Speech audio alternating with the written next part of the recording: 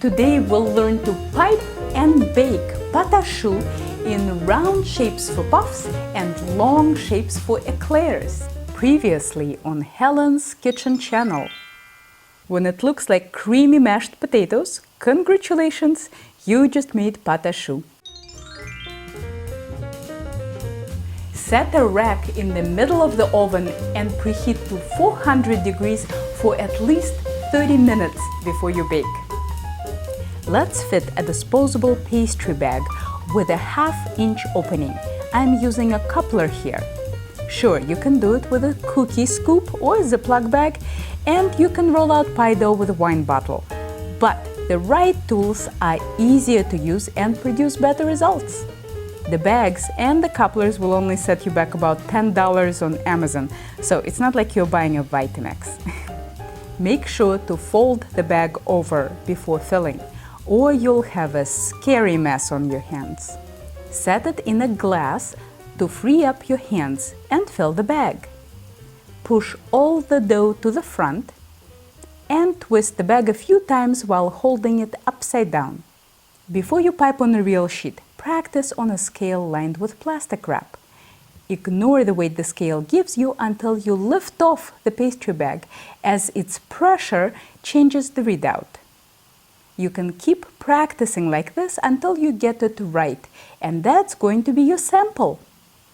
Don't sweat every gram, but try to get it close. That's not wasted dough. You can return it to your pastry bag and reuse. For most even heat distribution, you want to bake on a rimless or inverted baking sheet. If you are new to piping, it helps to mark the location of your puffs with a pencil before you start.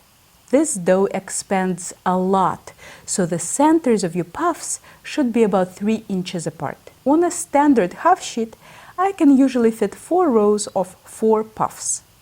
Don't forget to flip your parchment paper over so that the pencil doesn't touch the puffs. Mark the corners of the baking sheet with dough and attach your parchment paper. This prevents it from sliding around as you pipe. Some other piping tips. Keep the pastry bag 2/3 of an inch above the sheet and don't move it up as you pipe. Let the dough expand around the opening. First stop pressing on the bag and only then lift straight up. Once in a while, retighten your bag by twisting. I don't bother with the egg wash, but I do splash my puffs with water. This creates steam and helps them expand before firming up. You can either use a spray bottle or just wet your hands and shake them all over. You should have lots of droplets all over the sheet, but no puddles.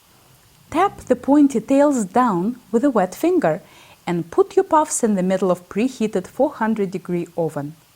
No peeking for 20 minutes for little puffs, 30 minutes for big ones.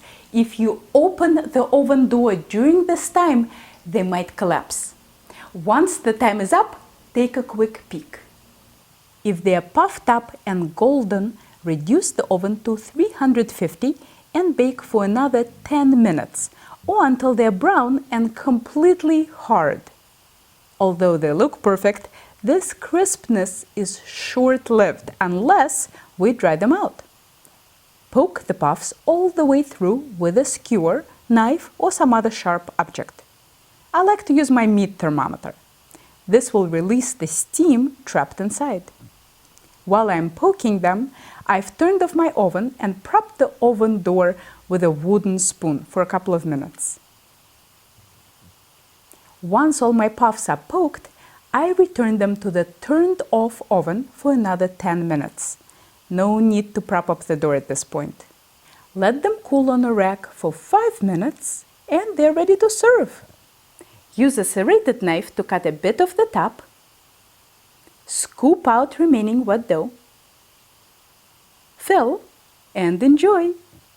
The recipe for the salmon salad and links to all the equipment are on my blog linked below this video.